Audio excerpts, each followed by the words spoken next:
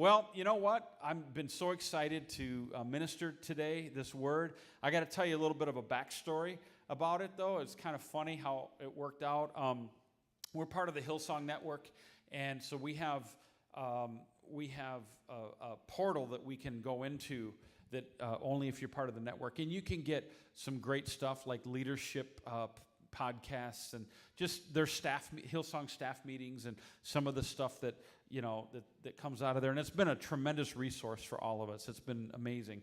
So a few weeks ago, I was listening to this podcast on leadership, and Brian Houston was sharing it.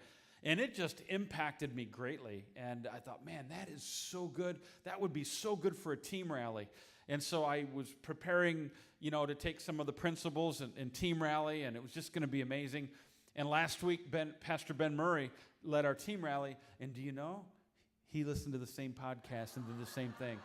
He literally stole it right from underneath me. I looked at him, I goes, are you kidding me? I've been working on this. And so, the way I looked at it was team rallies loss and Sunday service gain. So you're going to get my perspective on this. And I'm taking it in a little bit different direction than Brian Houston took it. But I'll tell you, when you leave today, you're going to walk away and go, man, that was for me probably. Because I think there's something in this for everybody. So I've entitled the message today, Conflicting Views. Conflicting Views. And what we're going to be talking about today is how two different people can have different views on the same thing. What they see is different. And hopefully today it's going to be an encouragement to you of how you look at things. And so to set this up before we get into the Word, God had brought the children of Israel out of Egypt. He had promised them a portion of land, a territory that was for them. And it wasn't that there was a welcome gate open and said, come on in. It was a city that was fortified. It was a land that was inhabited. But God said, this is preordained for you to walk in. This is what I'm giving you as an inheritance. And how many know that when God sometimes gives you something, there's a process in order to get to that point, right?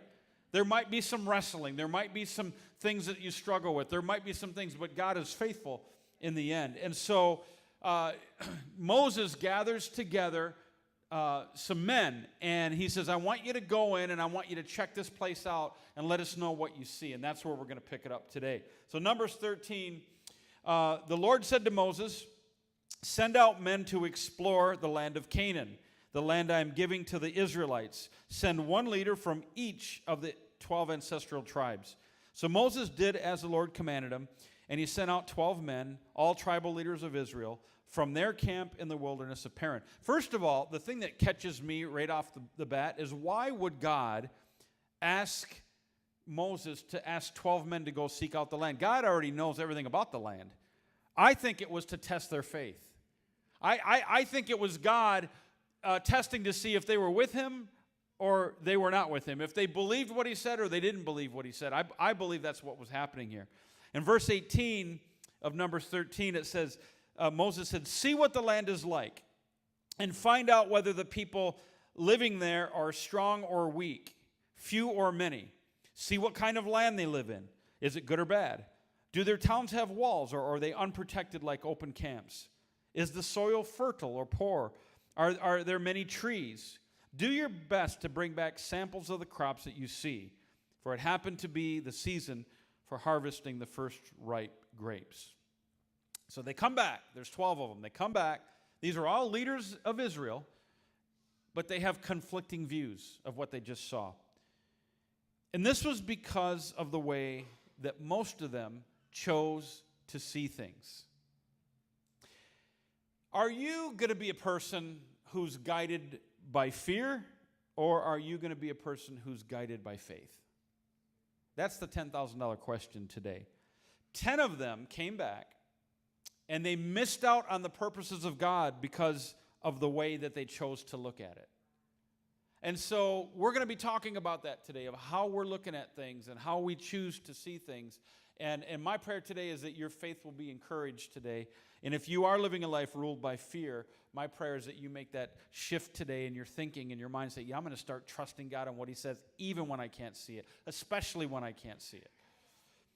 So how can you miss out on the purposes of God for your life?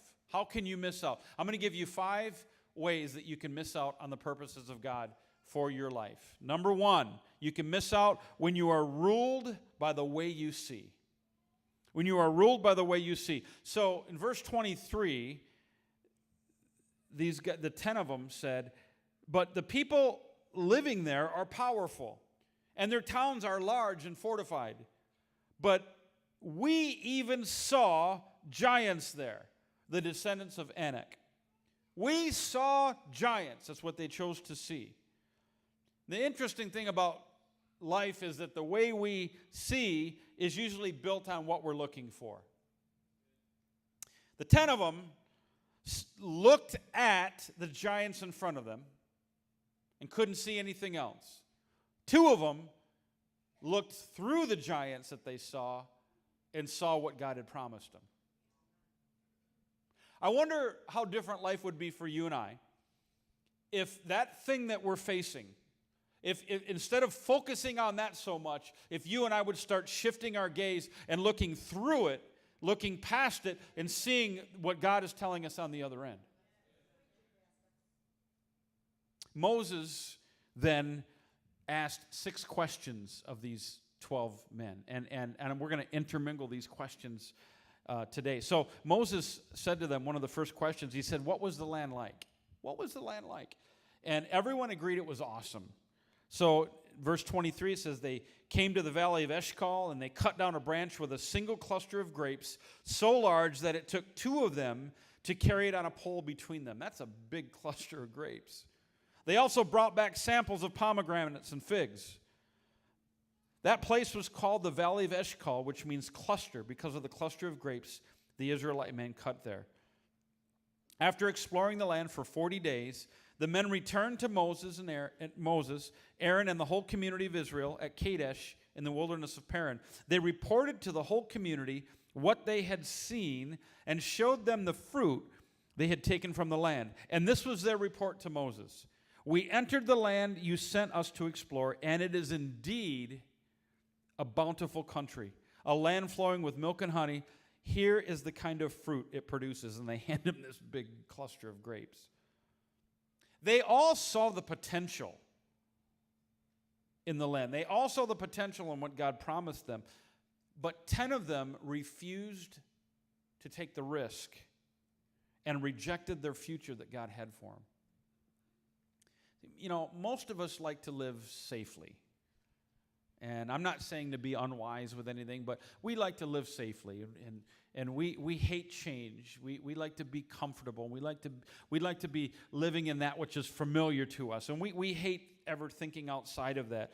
But this is the thing: the will of God never comes without risk. It never comes without stepping out of our boat or our comfort zones, stepping out into something that's unfamiliar. See, we are designed and we're wired to function at our best. There has to be the ability to take a risk, to step out of our boat, to step out of our comfort zone. The truth is, living in a box is no way to live your life. But see, not all of them in this group had the same attitude. This is what God said about Caleb. He said, but my servant Caleb has a different attitude. Turn to someone and say, different attitude. Say to that person, you need a different attitude. No, I'm just kidding. You probably offended somebody. But that's on you. You shouldn't always do what you're told. So Caleb has a different attitude than the others have. He has remained loyal to me, so I will bring him into the land he explored. His descendants will possess their full share of that land. See, this is the thing about people that are guided by faith and not fear. People that are guided by faith understand that they're going to make decisions now that will impact generations to come. Their children will possess this land. Another way you can miss out on the purposes of God for your life is when you're ruled by your weakness. It's when you're ruled by your weakness. Moses asked another question. He said, are the people strong or weak? Are the people strong or weak? So the 10 guys said this. But the people living there are powerful, and their towns are large and fortified. We even saw giants there, the descendants of Anak. Verse 32 says, so they spread this bad report among the land, about the land among the Israelites. The land we traveled through and explored will devour anyone who goes to live there. All the people we saw were huge. We even saw giants there, the descendants of Anak. Next to them, we felt like grasshoppers, and that's what they thought too. Do you think that they were kind of embellishing this a little bit? We're all like that, man. I mean, we take a situation, we make it so much more. I totaled my car, and the license plate holder is broken, laying in the driveway. I totaled it. You should see it. We like to embellish, and that's exactly what they were doing. The way we see and perceive things will make all the difference. Caleb, though, had an entirely different perspective, an entirely different attitude, an entirely different report. He said, do not rebel against the Lord, and don't be afraid of the people of the land. They are only helpless prey to us. They have no protection, but the Lord is with us. Don't be afraid of them. Are you ruled by your weakness, or are you keenly aware of God's strength in your life? We've all got weakness. We've all got liabilities. We've all got things in our life that we're not good enough at, or whatever. We've all got things like that. But do those things rule us, or do we understand the principle that when we are weakest, He is strongest in our lives? I'm glad it's not based on our own strength, because compared to some of you, I would never be able to even live this life, because you're so much stronger in the Lord than I am. You're so much stronger in a lot of ways. And you when you compare yourself to someone else, you can feel fragile. You can feel like there's no way I should be able. I'm glad it's not based on our own strength. It's based on His strength working through us. In fact, I think that it's better when we're just about drained and have nothing. That's when God says, okay, let me show you what I can do. We were just talking with the worship team before the first service, and we were talking about how some weeks you don't feel like being up here. You don't feel like leading worship. You don't feel like singing. And they were saying how drained they felt, but this is what was said in the conversation. We just feel really wiped out and tired, but we know God's going to do something great today. I'm like, that should be the norm, right? The moment I am ruled by my weakness, I'll never take the risks that I could possibly take, and I'll never fulfill my capacity or the potential God has for me. What are areas of weakness that you might struggle with? It could be a lot of things. It could be, well, I don't have enough money, or I'm not good enough at that, or others are better than me at that thing, or I'm not gifted like everyone. There might be a lot of weaknesses. It might be a lot of things. The thing is this: your weakness is your strength. Listen to what Paul said. Paul said, my grace is all you need. My power works best in weakness. So now I am glad to boast about my weaknesses, so that the power of Christ can work through me. That's why I take pleasure in my weaknesses and in the insults and hardships and persecutions and troubles that I suffer for Christ. For when I am weak, He is strong. Amen. That was kind of a time-delayed thing. That was just kind of like the wave. That's what you call peer pressure. I better clap because they were clapping all around us. So, another way that you can miss out on God's preordained destiny for your life, God's purpose for your life, is when you're ruled by the way you feel. I don't know about you, but I can't trust my emotions because they're all over the place. And so this is what they said, the 10 of them. We even saw giants there, the descendants of Anak. Next to them, we felt like grasshoppers. Say, we felt like. We felt like grasshoppers. And that's what they thought too. I want to go back to something that the Apostle Paul wrote. And this is so cool. This is gonna help someone here today. He said, dear Corinthians, I can't tell you how much I long for you to enter into this wide open, spacious life. We didn't fence you in. The smallness you feel comes from within you. Your lives aren't small, but you're living them in a small way. I'm speaking as plainly as I can and with great affection. Open up your lives and live openly and expansively. Isn't that good? I believe comparison plays into that big time where being ruled at, how you feel. I mean, it's crazy when you start getting your eyes off your lane and you start looking at everyone else's lane and you start realizing that the things that they have that you don't have, whether it's ability, gifting, talent, money, success, whatever it is. When you start focusing on everyone else around you, you will always come up short. Comparison is horrible. You should never do it because you are uniquely made and crafted to be the way you are. It took me many years to not compare myself to other pastors because other pastors are far more gifted and they're a lot smarter than I am, and they're more schooled. And I would get very intimidated in my own self and really start to struggle. And it wasn't until probably 10 or 15 years ago I just got comfortable in my own skin. This is who I am, and I'm not going to try to be anyone else. This is me. And I tell you, the moment that you can get into that place in your life where you're not trying to compare yourself to anyone else, you're not running a race with someone who has no idea they're running the race with you. You are running your own race, and you're becoming the person that God has called you to be. This group is so much more fun to preach to than the 9 a.m., I'm telling you. You can miss out on God's purposes for your life when you're ruled by what others think. You can't be ruled by what everyone else thinks. You need to surround yourself with people that you can listen to that will build you up and not tear you down. People that have earned that right in your life. There's always going to be naysayers. I shared in our first service how when I was preparing for this, I was thinking back. There's something in my DNA, and I don't know what it is. I don't know why I think this way. I don't know if it's a defect or a positive thing. I still haven't figured that out yet. But like when I'm told that I can't do something, like it's impossible, something in me digs down and says, oh, yeah?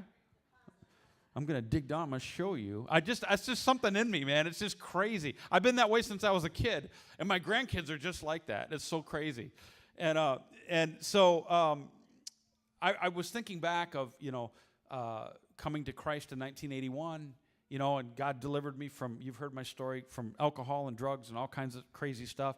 And by the spring of 1983, which is not that long, I tell my father, who I was working for, Dad, I need some time off, like 4 years. I'm gonna go to Bible college. And he's like, what? And I remember everyone in my life at that time thought I was nuts. Why are you going to Bible college? I mean, I'm the least likely candidate. And I just felt like God had spoke to me to go. And so my father was gracious enough to let me go. And I remember packing. I had a little Monza Spider. I packed that thing up, and I hopped in my car and drove 1,300 miles by myself to Lakeland, Florida. And never had been to the college. It was long before the days of internet. All I had was a brochure with a palm tree on it and a chapel. That's all I had. Like, that's where God's calling me. I don't even have to pray about this. This is God, the will of God for my life. And I drove down there by myself. It was the scariest time of my life and the most exhilarating time of my life. And it was during that season of my life being there, I felt like God really solidified the call in my life to be a pastor. And so fast forward several years later, we are getting ready to pack up and move to New Jersey to plant a church and go into church planting. And literally, there was no income. There was really no support. There was no medical, nothing. And everybody in our lives, all of our leadership in our church, everybody said we were doing the wrong thing. that we were stepping out of the will of God. And yet I knew there was something in my heart that I knew that God was in it. And there was only one or two people in my life that said, you know what, I believe this is the will of God. But there was a whole host of voices that were coming against us, who years later said, you know what, you were right, we were wrong. And I was like, yes, I love when that happens. Doesn't happen that often with me, but I love when that happens. And then, even fast forward some more, like 10, 12 years ago, and when the harbor started to shift and we started to we were intentional about raising up the millennials that were coming behind us and making changes and, just creating an environment that unchurched people and millennials, and now there's this Gen Z generation that are coming behind them, that they would feel comfortable worshiping God and that we would make room for them to lead and serve. And I remember the pushback and the fighting and everything that we went through, the naysayers. If I had a nickel for every letter and email that was sent to me telling us how we were going in the wrong direction and doing the wrong thing. But I knew that God had spoken. Let me just say this.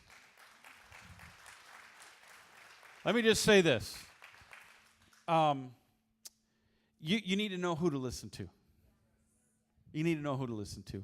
And if you're thinking crazy and you're off, then that same person will lovingly speak into your life and keep you.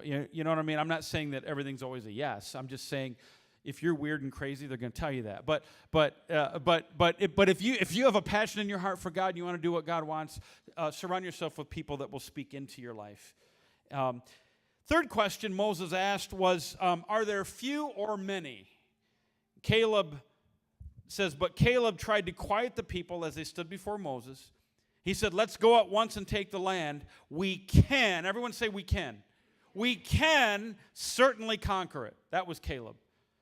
But the other men who had explored the land with him disagreed. We can't go up against them. They are stronger than we are. One says we can. One says we can't. I believe that God wants us to be a can-do people. We can do all things through Christ that strengthens us. I want to start being a can-do person and not I can't all the time. Another question Moses asks, is the place good or bad? Numbers 14 says, why, this is the 10. Why is the Lord taking us to this country only to have us die in battle? Our wives and our little ones will be carried off as plunder. Wouldn't it be better for us to return to Egypt? Oh yeah, that always works great. Bad idea. But my servant Caleb has a different attitude than the others have. He has remained loyal to me so that I will bring him into the land he explored. His descendants will possess their full share of that land. God then responds to the 10. And he says, you said your children would be carried off as plunder. Well, I will bring them safely into the land, and they will enjoy what you have despised.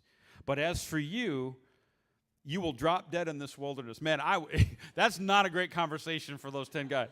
God says, you're going to drop dead in this wilderness. And for you and I today, we would be dead to the purposes of God. And your children will be like shepherds wandering in the wilderness for 40 years.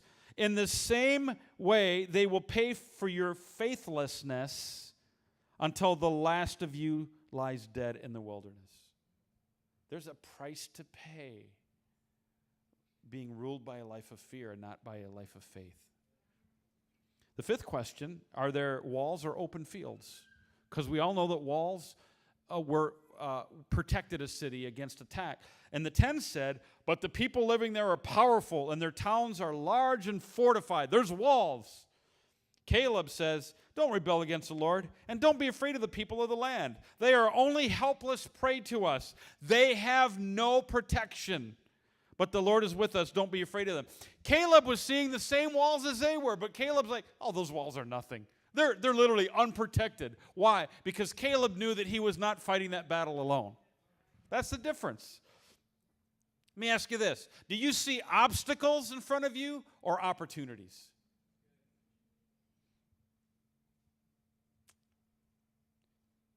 What are some walls that you see as you're stepping out into the purposes of God in your life? Because you know the moment that you make a decision to step and move forward to God, there's going to be walls. What do you see? And I want to encourage you to look through those walls and not just look at them. The other question, is the soil fertile or poor? The 10 said, so they spread this bad report about the land among the Israelites. The land we traveled through and explored will devour anyone who goes to live there. Caleb said, 2 of the men who had explored the land, Joshua son of Nun and Caleb, tore their clothing, and they said to all the people of Israel, the land we traveled through and explored is a wonderful land. And if the Lord is pleased with us, he will bring us safely into that land and give it to us. It is a rich land flowing with milk and honey. Completely differing views, conflicting views. They all saw the same thing, but they all came out with 2 different perspectives. And isn't that like life? If our worship band would come out, and I'm going to have our hosts come, and we're going to distribute communion at this time, I want to just close with the 5th way that you can miss out on God's purposes for your life. The 5th way, and that is basically this: when you refuse to own it. When you refuse to own it. So the 10 got together and said this. Said they plotted among themselves, let's choose a new leader and go back to Egypt. Isn't it funny the way human nature is, that when things go wrong, you have to find someone to blame it on? It's always the pastor. I'm just telling you, it's always the pastor. It's always his fault. Always. It's always the worship team. Sorry, I'm picking on you. Well, I just don't like the songs they're singing anymore. You know, it's always something. Well, my marriage is not as good as it could be because of my husband or because of my wife. We always blame it on someone else. God said, what happened? And what did Adam say? The wife you gave me ate the fruit. He left out the fact that said that, well, Adam that was with her ate it. We want to blame, So this is the thing. This could have been an incredible teaching moment for those 10, right? They were leaders. They were leaders. They could have said, you know what? Our faith has been a little weak and a little shaky, but we're going to rely on what God said, and this could have been an incredible teaching moment. The reality is this, friends. There's times that you don't have enough faith to get through that thing yourself, and you need to rely on someone else's faith. There's times I might not have the faith for something, but I'll talk to one of you, and man, the words that you say or just knowing that you're praying just builds my faith enough where I can get through that thing. That's why the body is so important, to stick together. These 10 could have said, you know what? We don't have the faith to do this, but we trust Caleb and Joshua. We're gonna vote yes. But they didn't. They refused to listen. And it cost them in the end. Cost them dearly. I want to encourage you to